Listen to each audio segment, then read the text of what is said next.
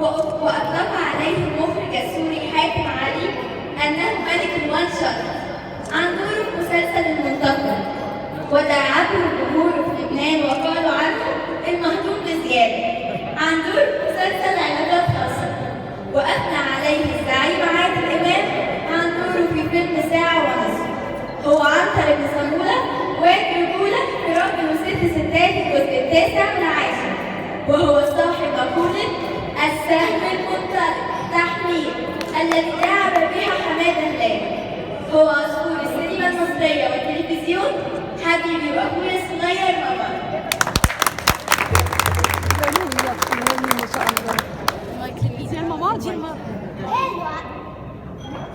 قالوا عنه الكلام بالطبع أحلى كلام. طيب أنا الطفل أقول عنه إيه؟ أتكلم عن سحر بحر ولا جمال جو ولا عن الليل يزود سحر؟ أتكلم عن قوة شبابي ولا نخلة رجالي وجمال بناتي وهي بتتمشى على شط؟ أقولك أنا بكل روحي عشقت اسكندرية، حلم إن أكون ابنها. اسكندرية يا ريتني من أهلها، كنت في كل الدنيا بتكلم عنها. بس مش مهم وجودي النهارده أنا ابني. أقولك أنا بكل روحي عشقت اسكندرية، حقيقي ورد وخضرة ونضارة، وولادها في كل الدنيا فن وشطارة.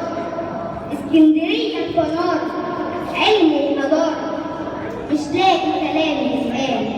أقولك أنا بكل روحي عشقت اسكندرية، شط الدفا والحنية، ضحكة شبابها والوفا وبسمة صبية، لما تلاقيني بعيونها العسلية وتوعدني على الكورنيش بعد المغربية. أقولك أنا بكل روحي عشقت.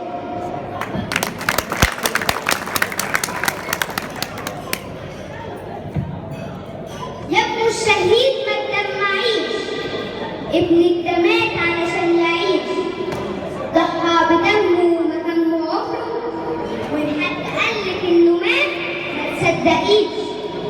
رجالة ضحوا بعمرهم، كتبوا التاريخ بدمهم، غيروا معنى الحياة، هنعيش هنا على حسهم. يا ام الشهيد ابن البطل علشان كرامتنا اتقتل، طلب الشهادة من الإله وربنا المعبود ابنه.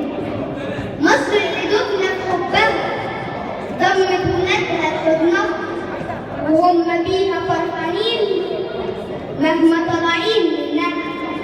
يا ريتني كنت وياهم واموت في ده بلدي معاهم، ده مهما هتفوت السنين مهما حصل مش ننساها.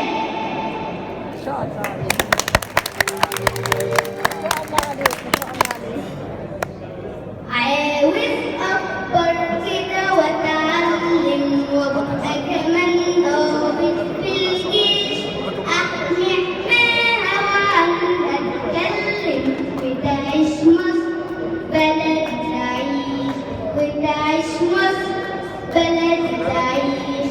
شفت قائدها بيحكي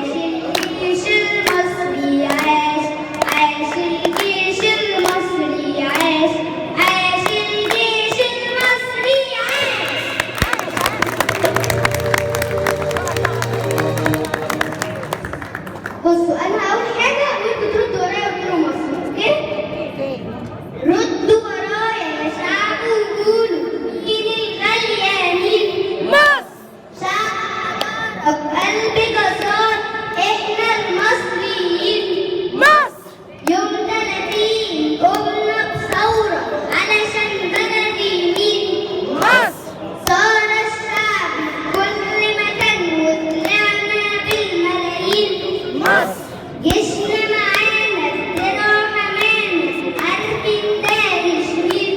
مصر. كونوا ثورتنا يا رجالتنا رجالة ولاد مين؟ مصر. من أجل مصر دي جمعية واجتماعية علشان نولد مين؟ مصر. من أجل مصر تحيا مصر تحيا مصر.